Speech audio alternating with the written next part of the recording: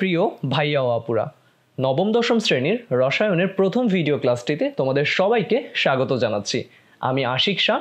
আমি তোমাদের এই রসায়নের পুরো কোর্সটিতে তোমাদের সাথেই থাকব এবং আজকে আমরা রসায়নের প্রথম অধ্যায়টি নিয়ে আলোচনা করব, যার নাম হচ্ছে রসায়নের ধারণা বা দ্য কনসেপ্ট অফ কেমিস্ট্রি। তাহলে চলো প্রথমেই আমরা জেনে নিই যে এই চ্যাপ্টারটাতে আমরা কি কি বিষয় নিয়ে আলোচনা করব। প্রথমত আমরা রসায়ন সম্পর্কে এখানে পরিচিত হব এবং তারপরে রসায়নের যে ক্ষেত্রগুলো রয়েছে সেগুলো নিয়ে আলোচনা করব। ঠিক তারপরেই রসায়নের সাথে বিজ্ঞানের যে অন্যান্য শাখাগুলো রয়েছে, যেমন পদার্থবিজ্ঞান, গণিত ইত্যাদির সাথে তার সম্পর্ক করতে শিখব এবং আমাদের জীবনে রসায়নের পাঠের গুরুত্ব এবং প্রয়োজনীয়তা নিয়ে আলোচনা করব।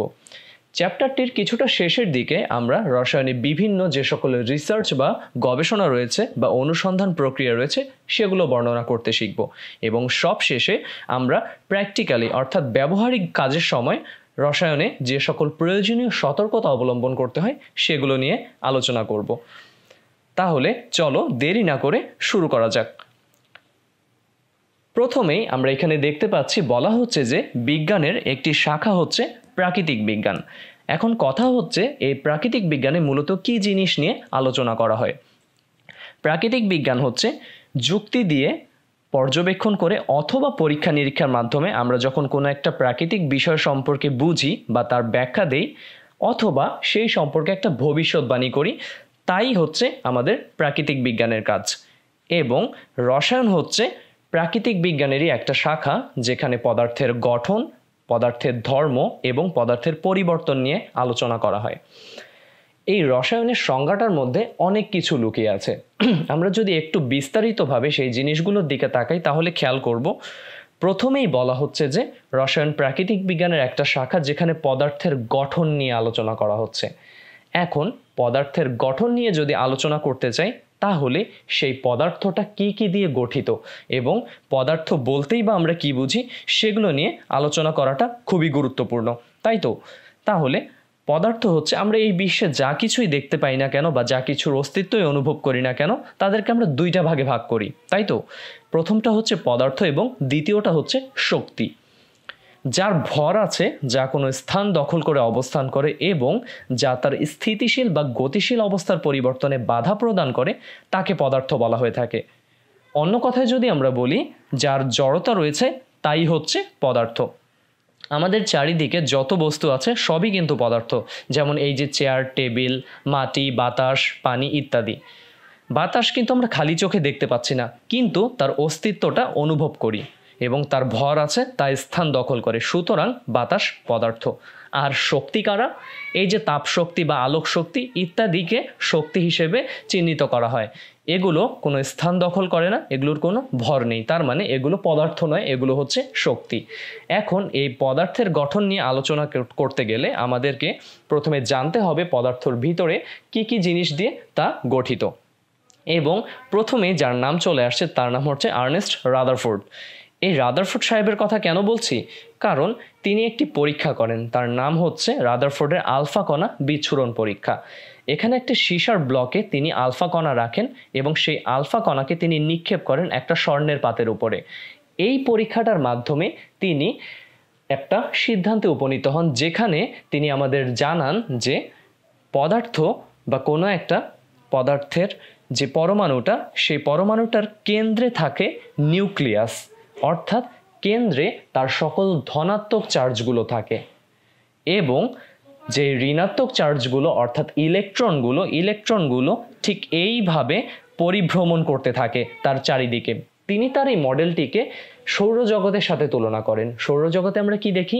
যে কেন্দ্রে রয়েছে সূর্য এবং তার চারিদিকে বাকি গ্রহগুলো প্রদক্ষিণ করছে। এখানেও ঠিক তাই, কেন্দ্রে থাকছে নিউক্লিয়াস অর্থাৎ ধনাত্মক চার্জযুক্ত পদার্থ, আর তার চারিদিকে ইলেকট্রন অর্থাৎ ঋণাত্মক চার্জ তাকে পরিভ্রমণ করছে। এই মডেলটিকে রাদারফোর্ডের পরমাণু মডেল বলা হয়ে থাকে। কিন্তু পরবর্তীতে জেমস ক্লার্ক ম্যাক্সওয়েল একটা সীমাবদ্ধতা দেন। এই সীমাবদ্ধতা আমরা দেখতে পাচ্ছি যে এই ইলেকট্রনটা যখন নিউক্লিয়াসের চারিদিকে ঘুরতে ঘুরতে ক্রমান্বয়ে শক্তি ছাড়তে থাকে এবং শক্তি ছাড়তে ছাড়তে সে এক সময় কেন্দ্রে গিয়ে চলে যায়। এই কেন্দ্রে যখন সে পৌঁছে যায় তখন কি রাদারফোর্ড যে বলেছিলেন যে ইলেকট্রন কি করবে, নিউক্লিয়াসের চারিদিকে পরিভ্রমণ করবে, কিন্তু এই সীমাবদ্ধতা আমরা দেখতে পাচ্ছি কি যে যখন কোনো একটা চার্জিত কণা ক্রমান্বয়ে বৃত্তাকার পথে ঘুরতে ঘুরতে কেন্দ্রে চলে যাচ্ছে, সে কি নিউক্লিয়াসের সাথে মিলে যাচ্ছে, অর্থাৎ এই মডেলটা কি আর টিকছে না। এবং এ কারণেই পরবর্তীতে বিজ্ঞানী নিলস বোর আরেকটি মডেল দেন পরমাণুর গঠন সম্পর্কে, যে মডেলটাকে বলা হয় বোরের পরমাণু মডেল। এখানে তিনি বলেন যে কেন্দ্রে নিউক্লিয়াস থাকে, এটা ঠিক আছে, কিন্তু এবার আমাদের যে ইলেকট্রনগুলো সেগুলো কতগুলো অনুমোদিত বৃত্তাকার কক্ষপথে পরিভ্রমণ করতে থাকেন। তার মানে এই যে আমরা দেখতে পাচ্ছি প্রথম একটা রিংয়ের মতন, এটা হচ্ছে প্রথম শক্তি স্তর, পরবর্তীতে এটা হচ্ছে দ্বিতীয় শক্তি স্তর। তো এখানে আমরা অক্সিজেন পরমাণুটা দেখিয়েছে বলে এতটুকু অবস্থায় রয়েছে। তাহলে ভাইয়া পদার্থের গঠনের সাথে এই দুইজন বিজ্ঞানীর মডেলের কি সম্পর্ক?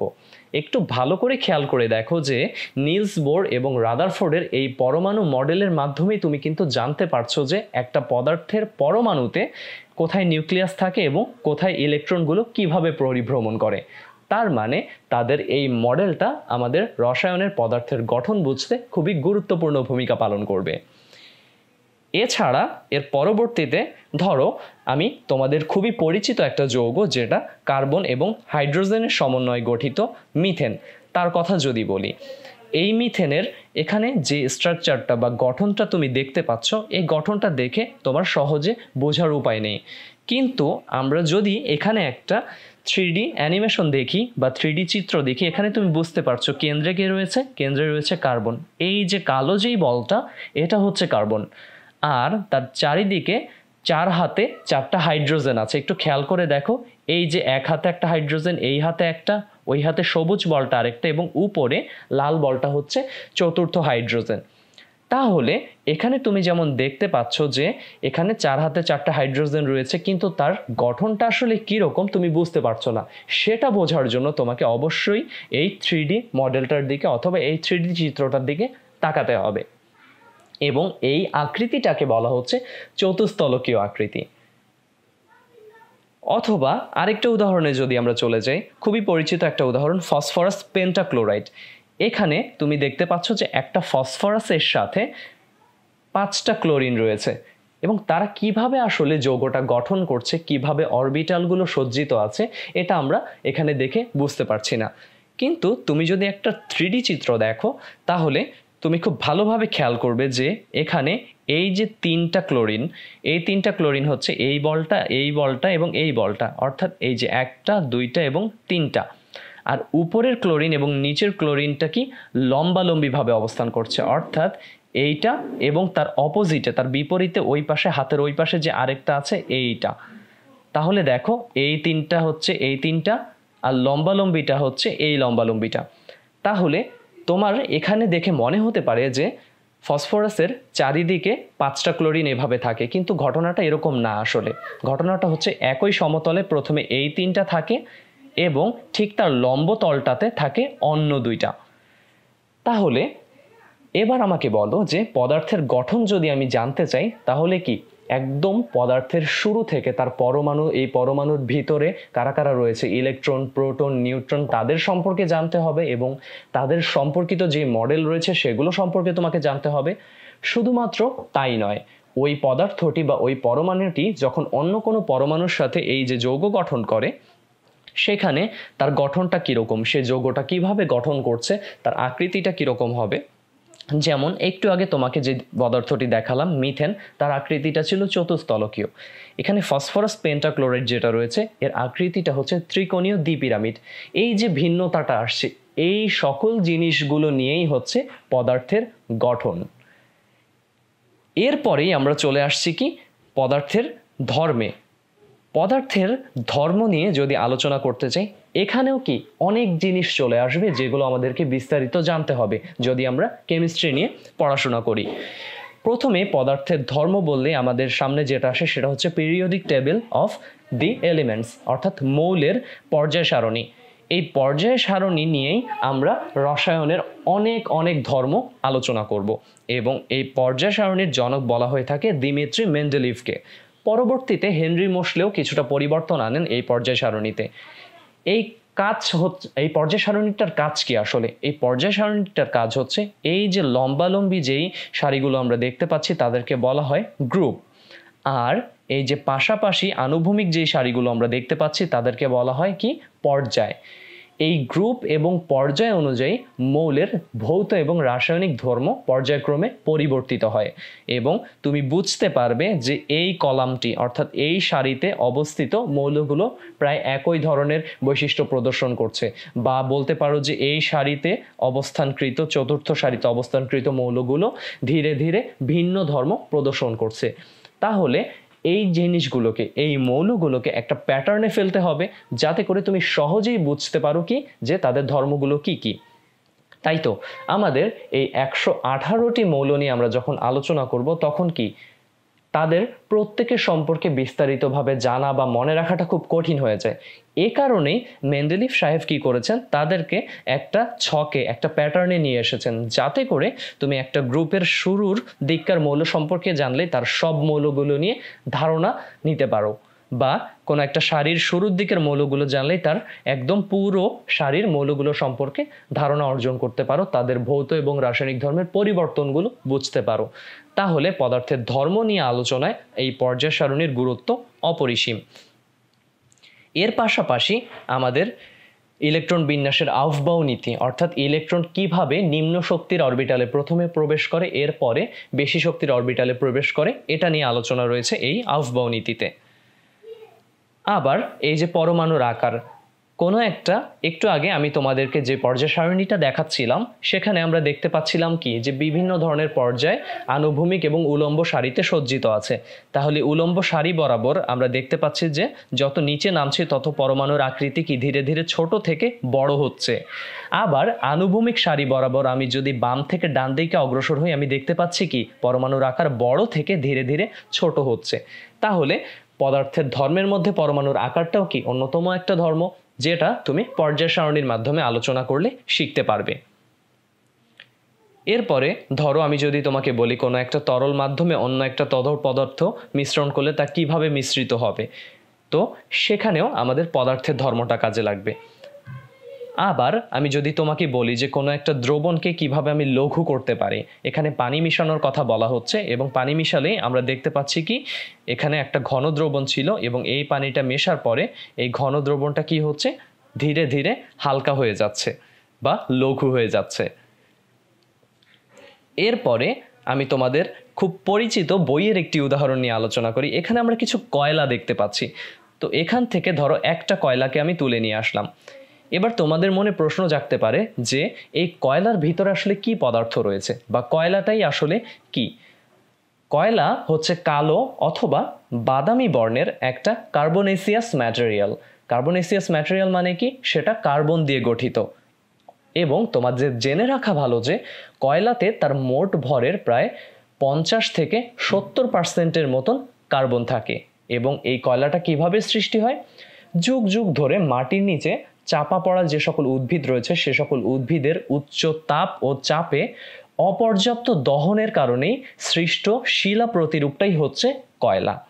এবং আমি তোমাদেরকে যদি একটা কয়লার উদাহরণ দেখাই, আমরা বাংলাদেশে মোটামুটি 5 ধরনের কয়লা পাই। অ্যানথ্রাইট কয়লা, অ্যানথ্রাসাইট কয়লা, বিটুমিনাস, সাববিটুমিনাস, লিগনাইট আর পিট কয়লা। তো আমি এখানে বিটুমিনাস কয়লার এই যে রাসায়নিক গঠনটা সেটা দেখাচ্ছি। এখানে তুমি দেখতে পাচ্ছ যে এখানে কার্বন রয়েছে, এখানে হাইড্রোজেন রয়েছে, এখানে অক্সিজেন রয়েছে, এবং এই যে প্রতিটা স্ট্রাকচার, এখানে প্রতিটা এই যে স্ট্রাকচারে এখানে কার্বন রয়েছে, এবং কার্বনের মাধ্যমে এটা হচ্ছে একটা জৈব যৌগ। কয়লা হচ্ছে এক ধরনের জৈব যৌগ যেটার বেশিরভাগ অংশই কি কার্বন এবং হাইড্রোজেনের সমন্বয়ে গঠিত। এছাড়াও কয়লার, আমি যদি কয়লার কার্বন নিয়ে কথা বলি, কার্বনের দুটি রূপভেদ রয়েছে, একটা হচ্ছে ডায়মন্ড আর একটা হচ্ছে গ্রাফাইট। ডায়মন্ডে কয়লা, একটু খেয়াল করো ডায়মন্ডের স্ট্রাকচারটা, এখানে সেন্টারে যদি আমি একটা কার্বনকে চিন্তা করি তাহলে সেই কার্বনটি তার চারিদিকে 4 হাতে আরও 4টা কার্বনের সাথে যুক্ত থাকছে। গ্রাফাইটের ক্ষেত্রে কি, গ্রাফাইটের ক্ষেত্রে একটু ভিন্নতা, এখানে একটা কার্বন, সে 3 হাতে 3টা কার্বনকে ধরে রাখছে, তার একটা হাত খালি। ডায়মন্ডে এই ঘটনাটা ঘটছে না, অর্থাৎ ডায়মন্ডে কোনো মুক্ত ইলেকট্রন থাকে না, এজন্য ডায়মন্ড কোনো বিদ্যুৎ পরিবহন করে না, কিন্তু তার স্ট্রাকচারটা সবচেয়ে শক্তিশালী এবং কঠিন স্ট্রাকচার। গ্রাফাইটের ক্ষেত্রে কার্বনের এই যে 4 নম্বর হাতটা ব্যবহৃত হলো না, এই ইলেকট্রনটা মুক্ত ইলেকট্রন হিসেবে কাজ করে এবং এজন্যই আমরা গ্রাফাইটকে পাই কি বিদ্যুৎ পরিবাহী হিসেবে। তাহলে আমরা এখন জানতে পারলাম যে আসলে কয়লার মধ্যে কি রয়েছে। কয়লার মধ্যে রয়েছে কার্বন এবং বেশিরভাগ অংশই কার্বন থাকে। এছাড়াও কয়লাতে আরও কিছু পদার্থ থাকতে পারে, বিভিন্ন উদ্বায়ী পদার্থ থাকে, আর্দ্রতা থাকে, সালফার থাকতে পারে। আচ্ছা, আর আমরা কি পড়লাম? আর আমরা পড়লাম কার্বনের দুটি রূপভেদ রয়েছে, একটা গ্রাফাইট হিসেবে আর একটা ডায়মন্ড হিসেবে। এখন তোমাদের বইয়ের কিছু অংশ আমি এখানে যুক্ত করতে চাচ্ছি, সেটা হচ্ছে এই কার্বনকে আমরা যখন এই কয়লাকে আমরা যখন উত্তপ্ত করি, আগুনের মাধ্যমে পোড়াই তাকে, এখান থেকে কার্বন ডাই অক্সাইড এবং তাপ সৃষ্টি হয়, এছাড়াও জলীয় বাষ্প সৃষ্টি হয়, কিন্তু তোমাদের বইয়ে শুধু কার্বন ডাই অক্সাইড এবং তাপের কথা বলা রয়েছে বিধায় আমি এই দুটো জিনিসই আনছি। এবং এই তাপটাকে ব্যবহার করে আমরা কি করতে পারি? আমরা বিভিন্ন ধরনের রান্না বান্না করতে পারি, অথবা এই যে কয়লা পুড়িয়ে যে তাপটা হয় সেটাকে আমরা কি বিদ্যুৎ কেন্দ্রে ব্যবহার করতে পারি, অথবা পূর্বে কয়লা ইঞ্জিন যে সকল ছিল, রেলওয়ে ইঞ্জিন, তার মাধ্যমে কি রেলগাড়ি চলাচল করতো। কয়লা পুড়িয়ে আমরা যে শক্তিটা পেতাম সেই শক্তিটাকে যান্ত্রিক শক্তিতে রূপান্তর করে ট্রেন চলাচল করত। তাহলে এখানে তুমি দেখতে পাচ্ছ কি আমাদের কয়লার মাধ্যমে আমরা কিভাবে শক্তিটাকে উৎপন্ন করতে পারছি। এই যে পদার্থটার ধর্ম, তার ভৌত এবং রাসায়নিক ধর্মগুলা কিরকম আসলে। এরপরে আমরা তাহলে দুইটা জিনিস নিয়ে আলোচনা করেছি ইতিমধ্যে, একটা হচ্ছে পদার্থের গঠন এবং পদার্থের ধর্ম নিয়ে রসায়ন আলোচনা করছে। 3 নম্বরে চলে আসছি, তোমাদের বইয়ের সংজ্ঞাটাই কিন্তু আমি আলোচনা করছি। 3 নম্বরে রয়েছে পদার্থের পরিবর্তন, এবং পদার্থের পরিবর্তনকে আমরা প্রধানত 2 ভাগে ভাগ করি, একটা হচ্ছে ভৌত পরিবর্তন এবং অপরটা হচ্ছে রাসায়নিক পরিবর্তন। তাহলে এখন আমাদের জানতে হবে যে ভৌত পরিবর্তন কি এবং রাসায়নিক পরিবর্তন কি। ভৌত পরিবর্তন হচ্ছে যে পরিবর্তনের ফলে পদার্থের শুধু বাহ্যিক আকার বা অবস্থার পরিবর্তন হয়, কিন্তু তা কোনো নতুন পদার্থে পরিণত হয় না, তাকেই ভৌত বা অবস্থানগত পরিবর্তন বলা হয়। যেমন উদাহরণস্বরূপ আমি যদি তোমাকে এই উদাহরণটা দিই, ধরো তোমার কাছে বরফ আছে, এই বরফটাকে তুমি যখন তাপ দিবে সেটি কিসে পরিণত হবে? পানিতে পরিণত হবে। আবার এই পানিকে উত্তপ্ত করলেও সেটি বাষ্পে পরিণত হবে। এখন এখানে তুমি খেয়াল করো, বরফ থেকে পানি সৃষ্টি হচ্ছে, পানি থেকে বাষ্প সৃষ্টি হচ্ছে, কিন্তু এই পানি পদার্থটি কি অন্য কোনো নতুন পদার্থে পরিণত হচ্ছে? না, সে শুধুমাত্র কঠিন থেকে তরলে, তরল থেকে বাষ্পে চলে যাচ্ছে। আবার তুমি যদি উল্টা কেসটা দেখো, যে বাষ্পকে শীতল করলে সেটা পানি হচ্ছে, আবার যদি তুমি পানিকে শীতল করো সেটা কি বরফে পরিণত হচ্ছে, তাই তো? তার মানে তুমি বুঝতে পারছো যে পদার্থের কঠিন, তরল এবং এই যে বায়বীয় অবস্থা, তাদের মধ্যেই শুধু পরিবর্তন ঘটছে, কিন্তু পদার্থটি নতুন কোনো পদার্থে পরিবর্তিত হচ্ছে না। এই ধরনের পরিবর্তনটাকেই বলা হয় ভৌত পরিবর্তন। এরকম ভৌত পরিবর্তনের অসংখ্য উদাহরণ রয়েছে। যেমন তুমি যদি একটি বড় চিনির টুকরাকে গুঁড়া করো, তাহলে কি চিনির টুকরাটা ছোট ছোট দানায় পরিণত হবে, কিন্তু এতে করে কি চিনি অন্য কোনো পদার্থে পরিণত হচ্ছে? না, চিনি চিনিই থাকছে, শুধুমাত্র তার আকৃতিগত পরিবর্তন ঘটছে। এরপরে আমরা চলে আসছি রাসায়নিক পরিবর্তনে। রাসায়নিক পরিবর্তন হচ্ছে যেই পরিবর্তনের ফলে বস্তু তার নিজস্ব যেই সত্তা সেটা হারিয়ে সম্পূর্ণ নতুন ধর্ম বিশিষ্ট এক বা একাধিক বস্তুতে পরিণত হয়, তাকেই বলা হচ্ছে রাসায়নিক পরিবর্তন। যেমন এখানে আমরা দেখতে পাচ্ছি লোহা। এখন বহুদিন ধরে এই লোহাটাকে যদি আর্দ্র বাতাসে রেখে দেওয়া হয়, তাহলে বাতাসের সেই জলীয় বাষ্প এবং অক্সিজেন সেই লোহার সাথে বিক্রিয়া করে মরিচা সৃষ্টি করবে, যাকে বলা হচ্ছে পানিযুক্ত ফেরিক অক্সাইড। তাহলে দেখো আগে এই লোহার শিকলটা কীরকম ছিল দেখতে, এবং মরিচা হয়ে যাওয়ার পরে কীরকম হলো। এবং এখানে রাসায়নিক পরিবর্তন সংঘটিত হয়েছে। কেন? কারণ লোহাটি আর আগের মতন লোহা নেই, সে অন্য একটা পদার্থে পরিণত হয়ে গেছে, যার নামটা হচ্ছে ফেরিক অক্সাইড, অর্থাৎ পানিযুক্ত ফেরিক অক্সাইডকে মরিচা বলা হচ্ছে। তাহলে তোমরা যদি জানতে চাও যে এই মরিচার রাসায়নিক সংকেতটা কি, এই মরিচার রাসায়নিক সংকেতটা জেনে রাখার জন্য আমি এখানে লিখছি Fe2O3, আর এখানে NH2O। এখানে পানিযুক্ত ফেরিক অক্সাইডকেই আমরা মরিচা বলছি, এটাই হচ্ছে মরিচার রাসায়নিক সংকেত। এরপরে আমরা পরের উদাহরণটাতে চলে যাই। পরের উদাহরণটাতে তোমার কাছে জানতে চাওয়া হচ্ছে যে এই যে মোম তুমি দেখতে পাচ্ছ, মোমে যখন আমরা আগুন জ্বালিয়ে দিই মোম গলতে থাকে ধীরে ধীরে, এবং এই মোমে কি ধরনের পরিবর্তন ঘটে? এটা কি ভৌত পরিবর্তন নাকি এটা রাসায়নিক পরিবর্তন? একটু ভালো করে খেয়াল করলেই তুমি দেখবে যে যখন এইখানে এই কঠিন মোমটা আগুনে উত্তপ্ত হওয়ার পরে ধীরে ধীরে গলতে থাকছে, অর্থাৎ কঠিন মোম গলিত মোমে পরিণত হচ্ছে, এই পরিবর্তনটাকে আমরা বলবো ভৌত পরিবর্তন। কেন ভাইয়া? কারণ এখানে কঠিন মোম থেকে গলিত মোমে, অর্থাৎ এটা কি কঠিন থেকে তরলে কনভার্ট হচ্ছে, তরলে পরিবর্তিত হচ্ছে, অর্থাৎ তার শুধু ভৌত অবস্থার পরিবর্তন ঘটছে। আর আমরা একটু আগে জেনে আসলাম ভৌত অবস্থার পরিবর্তন মানেই কি, সেটা ভৌত পরিবর্তন।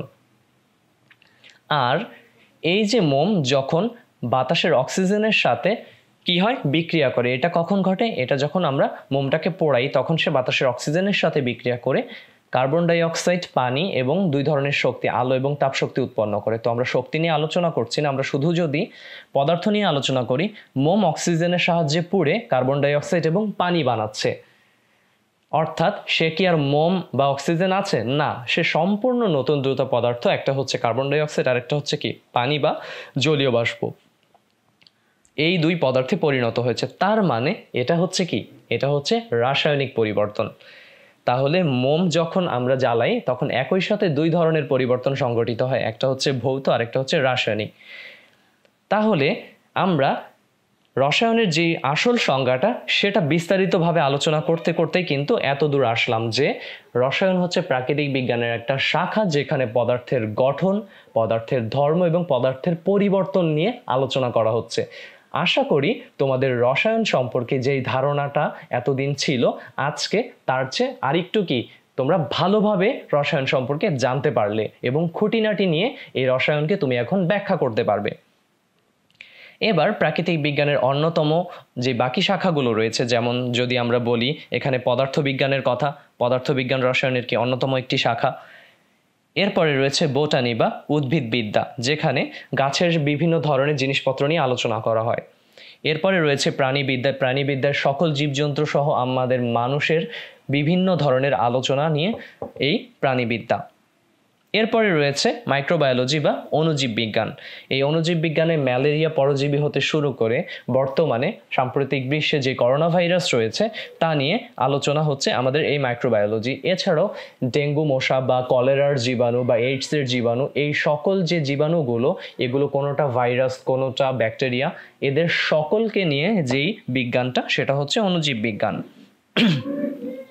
অ্যাস্ট্রোনমি বা জ্যোতির্বিজ্ঞান, এই মহাকাশ সম্পর্কিত চন্দ্র, সূর্য, পৃথিবী সহ অন্যান্য যে সকল গ্রহ কিংবা আমাদের গ্যালাক্সি নিয়ে আলোচনাটা করা হয় জ্যোতির্বিজ্ঞানে। এবং মৃত্তিকা বিজ্ঞান বা সয়েল সায়েন্স, এখানে মাটির বিভিন্ন ধরনের বৈশিষ্ট্য এবং গুণাগুণ গঠন নিয়ে আলোচনা করা হয়ে থাকে। এছাড়াও প্রাকৃতিক বিজ্ঞানের আরও অনেক শাখা রয়েছে, কিন্তু তোমাদের বইয়ে, তোমাদের পাঠ্য বইয়ে শুধুমাত্র এই শাখাগুলোর কথা বলা ছিল দেখে এগুলো খুবই সংক্ষেপে ভাইয়া আলোচনা করলাম। এরপরে তোমাদের অনেকের মনে প্রশ্ন জাগতে পারে যে ভাইয়া প্রাচীনকালে রসায়নের সাথে পরিচয়টা কিভাবে ঘটেছিল? এখন এই বিশ্ব যখনই সৃষ্টি হয়েছে ঠিক তখন থেকেই কিন্তু রসায়নের যাত্রা শুরু, কিন্তু আমরা যারা মানুষ রয়েছি তারা মনে করি যে যখন থেকে আমরা পাথরে পাথরে ঘষে আগুন জ্বালাতে শিখলাম তখন থেকেই রসায়নের উপরে মানুষের একটা নিয়ন্ত্রণ চলে এসেছে, এবং এরপর প্রাগৈতিহাসিক যুগ থেকেই ধাতু নিষ্কাশন বা মাটি পুড়িয়ে মাটির তৈরি বিভিন্ন জিনিসপত্র তৈরি কিংবা বিভিন্ন গাছের বা উদ্ভিদের নির্যাস থেকে ওষুধ বা সুগন্ধি জাতীয় যে সকল দ্রব্য রয়েছে সেগুলো যখন তৈরি করি তখন থেকেই কিন্তু আমরা নানানভাবে রসায়নকে ব্যবহার করে আসছি, তাই তো? এবং এ পর্যন্ত পাওয়া তথ্য অনুযায়ী প্রথম ব্যবহৃত ধাতুটা হচ্ছে সোনা। এছাড়া সেই প্রাচীনকাল থেকে মানুষ তামা বা কপার, রূপা, টিন এসব ধাতু ব্যবহার করছে। এবার আমরা একটা সংকর ধাতু নিয়ে আলোচনা করব। এই সংকর ধাতুটা হচ্ছে কপার এবং টিনের মিশ্রণে সংকর। কপার বা তামা এখানে আমরা দেখতে পাচ্ছি, আর এখানে টিন, অর্থাৎ টিনের এখানে কিছু লম্বা লম্বা দণ্ডের উদাহরণ দিচ্ছি ভাইয়া। অর্থাৎ আমরা যে সবসময় বাসাবাড়িতে যে ঢেউ টিন ব্যবহার করি ওটাই যে শুধু টিন তা নয়, এই টিনের বিভিন্ন ক্যান রয়েছে যেগুলো আমরা কি সফট ড্রিঙ্কস অর্থাৎ কোমল পানীয়ের ক্ষেত্রে আমরা খেয়ে থেকেছি এর আগে বিভিন্নভাবে, অথবা বিভিন্ন তোমাদের বাসা বাড়িতে টিনের কৌটো রয়েছে। তো এখানে টিনের কিছু দণ্ড দেখানো হয়েছে শুধুমাত্র উদাহরণের জন্য। এই কপার এবং টিনের মিশ্রণে যে পদার্থটা তৈরি হচ্ছে সেটা হচ্ছে কি, সেটা হচ্ছে ব্রোঞ্জ। এখন এই ব্রোঞ্জ সম্পর্কে একটু আমরা জেনে নেই। এই তথ্যটা তোমাদের বইয়ের তথ্য, এটা অবশ্যই খুব ভালোভাবে জানা লাগবে তোমাদের। খ্রিস্টপূর্ব 3500 অব্দের দিকে কপার ও টিন ধাতুকে গলিয়ে তরলে পরিণত করে এবং এ দুটি তরলকে একত্রে মিশিয়ে অতঃপর মিশ্রণকে ঠান্ডা করে কঠিন সংকর ধাতুতে পরিণত করা হয় এবং এই সংকর ধাতুটার নাম হচ্ছে ব্রোঞ্জ।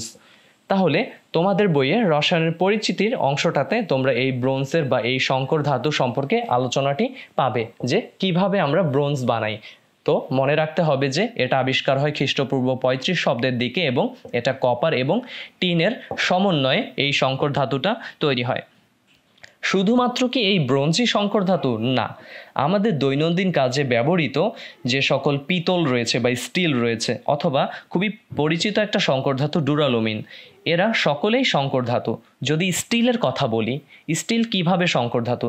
স্টিলে তোমাদেরকে আমি একটা রেশিও দেখাবো আজকে। আমরা যখন স্টিল বানাই, এই স্টিলের রেশিও রয়েছে, এই রেশিওতে কাকে কাকে ব্যবহার করা হয়ে থাকে। এখানে লোহা থাকে প্রায় 99% এবং কার্বন থাকে প্রায় 1%। এই লোহা এবং কার্বনের সমন্বয়ে কিন্তু আমরা এই স্টিলটা তৈরি করছি, অর্থাৎ স্টিল কি একটা সংকর ধাতু। বা একটু আগে তোমাদেরকে যে ব্রোঞ্জের কথা বলছি, এই ব্রোঞ্জে আমরা সংকর ধাতু হিসেবে কপার এবং টিনকে ব্যবহার করা হচ্ছে, তাই না? এই ব্রোঞ্জ সংকর ধাতুটা তৈরি করার ক্ষেত্রে এখানে কপারের পার্সেন্টেজ থাকে প্রায় 90%-এর মতন, আর এখানে টিন থাকে প্রায় 10%-এর মতন। তাহলে 90% কপার এবং 10% টিনের সমন্বয়ে যে সংকর ধাতুটা পাও সেটা হচ্ছে কি, ব্রোঞ্জ। এরকম ডুরালুমিন রয়েছে বা পিতল রয়েছে, পিতল কি কপার এবং জিঙ্কের সমন্বয়ে গঠিত হয়। তাহলে আমরা আজকের রসায়নের পরিচিতির এই চ্যাপ্টারটিতে অনেক কিছু নিয়ে জানতে পারলাম। প্রথমত তোমাদের রসায়ন সম্পর্কে যে ধারণাটা ভাইয়া দিলাম, এই ধারণাটা তোমরা কোথাও পাবে না। অর্থাৎ রসায়নে যে পদার্থের গঠন, ধর্ম এবং রাসায়নিক পরিবর্তন, মানে পদার্থের পরিবর্তন নিয়ে আলোচনা করা হয়, সেগুলোর আমরা অনেক অ্যানিমেশন এবং ছবি দেখে আসলাম, যার মাধ্যমে আমাদের রসায়ন কী কী নিয়ে আলোচনা করে সেগুলো সম্পর্কে একটা সম্যক ধারণা হলো। এরপরে তোমাদের বইয়ের কিছু সংক্ষিপ্ত আলোচনা ভাইয়া করলাম। পরবর্তী ভিডিও ক্লাসগুলোতে আমরা রসায়নের আরও জিনিসপত্র নিয়ে পরিচিতি অর্জন করব এবং বিজ্ঞানের অন্যান্য শাখাগুলোর সাথে রসায়নের সম্পর্ক নিয়ে বিস্তারিত আলোচনা করব। তাহলে পরবর্তী ভিডিও দেখার আমন্ত্রণ জানিয়ে আজকে এখানেই শেষ করছি। আল্লাহ হাফেজ।